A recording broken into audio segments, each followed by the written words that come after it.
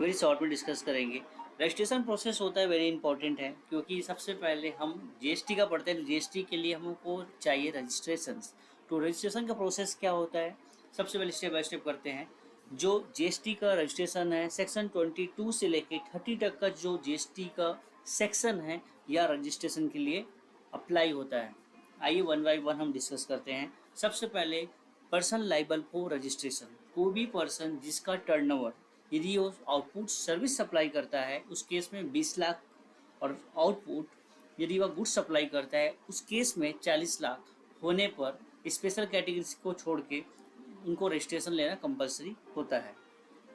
किस केस में कंपलसरी नहीं होता है, यदि कोई person exclusive supply exempted goods और सर्विस कर रहा है, कोई भी टैक्सेबल सप्लाई नहीं कर रहा है, कोई भी आरसीएम का सर्विस नहीं ले रहा है, केवल एग्जम्प्टेड ही सप्लाई करता है, उस केस में उनको जीएसटी के अंदर रजिस्ट्रेशन कंपलसरी नहीं है। अब कंपलसरी कौन कौन सा केसेस है, यदि कोई पर्सन इंटर स्टेट सप्लाई करता है, कैजुअल टैक्सेबल पर्सन है, नॉन रेसिडेंट पर्सन है, पर्सन लाइबल फॉर आरसीएम है, ई कॉमर्स ऑपरेटर है, टीडीएस है, एचडी है, ओआईडीए सर्विस है, इस केसेस में कंपलसरी रजिस्ट्रेशन लेना पड़ता है।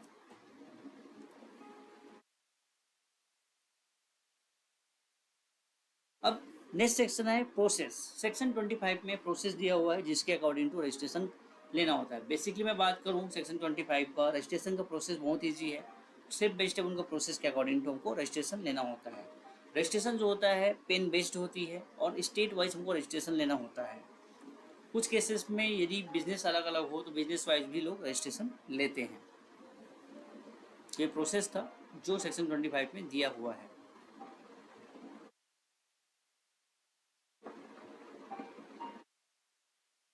Section 26 very important.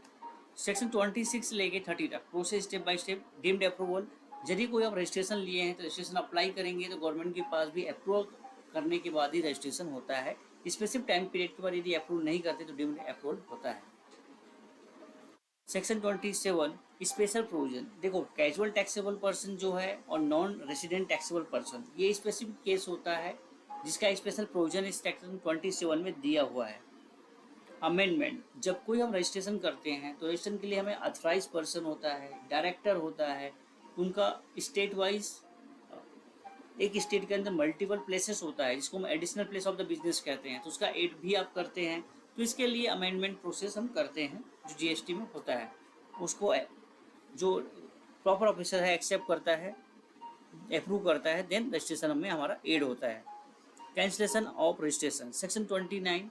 Cancellation, cancellation कई प्रोसेस हो सकता है। यदि आप बिजनेस डिसकंटिन्यू कर रहे हो, यदि आप लॉ का कोई डिफॉल्ट कर रहे हो, उस केस में भी डायरेक्टली गवर्नमेंट इंटीमेशन कर नोटिस देने के बाद कैंसिल कर सकता है।